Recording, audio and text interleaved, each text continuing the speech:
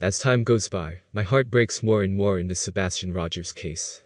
It's so obvious that someone knows something about his disappearance, yet law enforcement has made no arrests or even publicly named suspects. They have no idea where Sebastian is. Do they suspect foul play now that the FBI is involved? The latest is that the FBI has put out a reward of $50,000 for information leading to the whereabouts of Sebastian Rogers. Someone else named Nick on Twitter has added an extra $25,000. That brings the total reward to $75,000. This is brilliant news in the case, as I finally feel that more attention is on the case, and things are heating up. So much so, that this $75,000 has caught the attention of none other than Dog the Bounty Hunter. It is brilliant for the case. Some of you say, he was so useless in the Brian Laundrie case, just doing it for the ratings, etc. However, remember Dog comes with a ton of attention, and either way, it is good for Sebastian's case. Keep the heat on, and apply pressure, answers for Sebastian will come. Those who are responsible for his disappearance should be shaking in their boots now. The heat is about to be turned up. Dog put up this picture of Sebastian on his Twitter this morning, saying let's go, Dog Nation. This dog is on the hunt.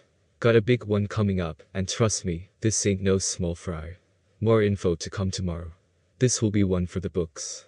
He also quoted scripture, which reads, if anyone causes one of these little ones, those who believe in me, to stumble, it would be better for them to have a large millstone hung around their neck, and to be drowned in the depths of the sea. So now that Dog is coming into the picture, I want to take you guys back to his thoughts on the case. In case you missed it, this is your opportunity to catch up.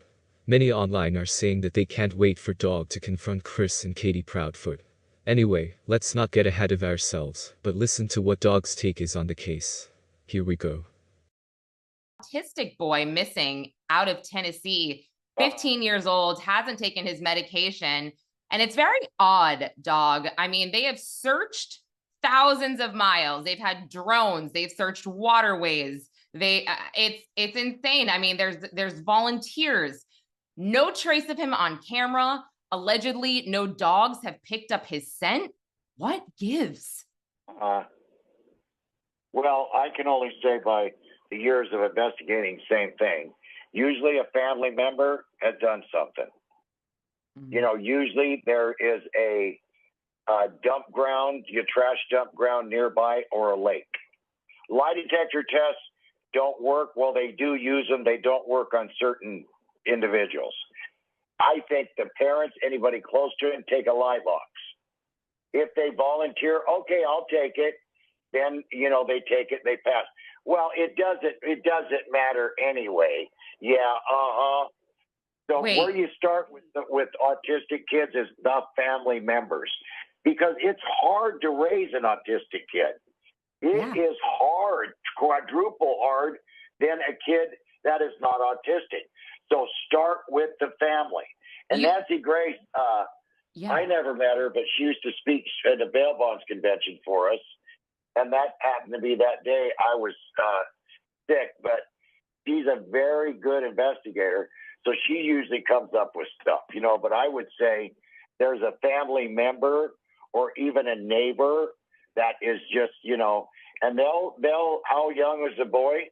He's 15. Yeah. So without leaving a site, that means somebody, you know, dumped him somewhere, and it's very sad. There's a show on A&E called 48 Hours.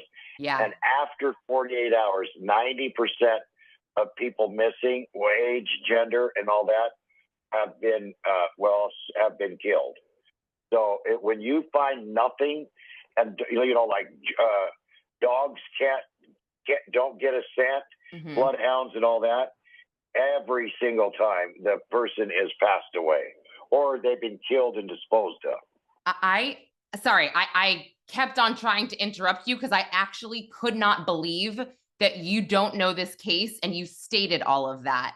I mean, if you have time, everything you just said is what has made this case so contentious. The stepdad and the mom are being looked at because they did not speak out on the news asking people for help with their child for about 7 days. The stepdad appears to have some odd language. They actually left for a while, the second or third week of the search. And then as far as the lie detector test goes, mom already took a polygraph. Allegedly, and I was on the Nancy Grace episode, I was on the panel when she asked stepdad to take it. He challenges her with this phrase and says, name the time and the place. And then all of a sudden, the TBI, the TBI says, oh, you're not allowed to take it. Well, what? This doesn't make sense. And then it's such a mess. I cannot believe you said that. Let me tell you, you can Google this to find it out. You know, okay. Google is sometimes everyone's worst enemy. If you take a Valium, one blue Valium, if you drink a certain downer, you can pass any lie detector test because it slows your heart down a little bit. Yep, beta blockers, benzos. Oh, trust me, we discussed this. Yeah. Discuss this. Yes. And you said the landfill or the dump site. Oh, they already checked a Kentucky landfill because that's where the trash goes in Tennessee. And according to one of the guys that dumps the trash or something, he felt something, and that's what indicated or was an indication that maybe they should go look there. So they did, and they didn't find anything. And that's why I got chills. I'm like, God, you're good. Like, you literally didn't even know this case. After this, or when you're done your interviews, you should look up Sebastian Rogers. You're going to be like, holy crap.